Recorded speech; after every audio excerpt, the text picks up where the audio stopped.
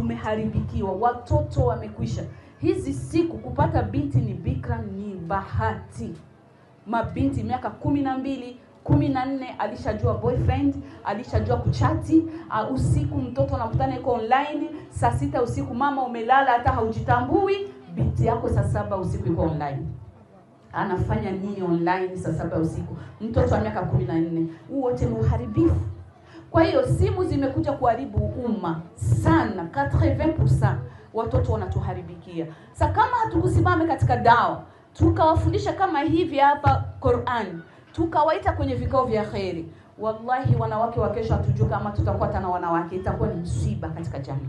Na watoto wetu tuwalee katika maadili mema, kuwasomesha Qur'ani, kuwafundisha stara wangali wadogo. Maana hivi ukienda TikTok ni mtihani mtupu. Ni mtihani. TikTok, Instagram, fasi yote ni balaa. Mabinti wameivua dini, wametupa imani. Yaani kutana wanakatika viuno, wamevua mavazi yao ya dini. Wabinti wa Kiislamu, ukiona TikTok yake anaandikwa Salma, mwingine anaandikwa Khadija. Huyu ni msiba katika jamii. Imefikia wakati ambapo mtu anafanya divorce, anaachana na mume wake, anaomba talaka, anaunga sherehe ya talaka, anainvite watu, wanavaa, wanakula, wanakunywa kwa kusherehekea kapata talaka. Inna lillahi wa inna. Lakini hivi mnaona dunia ambayo tunaenda ndani kina mama wa Kiislamu. Wallahi kama hatukusimama tumeharibikiwa. Kama hatukusimama kwa nguvu na bidii.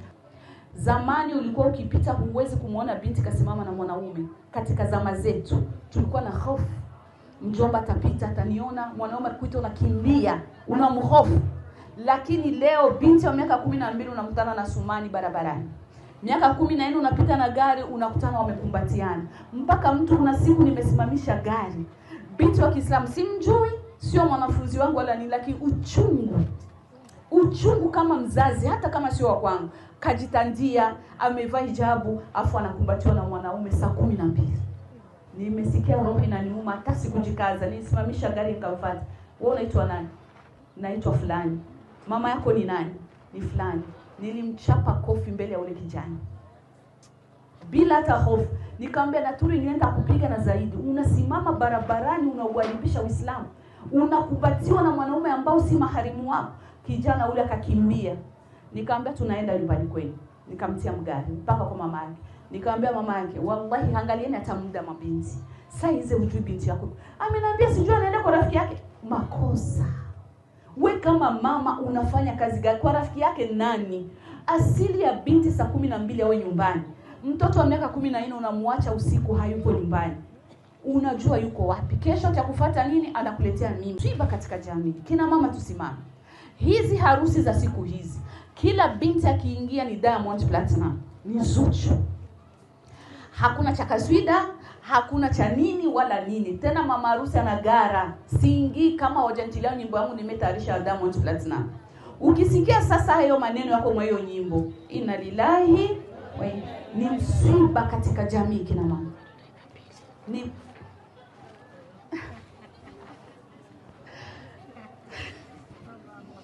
Ni msiba katika jamii kina mama. Wallahi nasikitisha.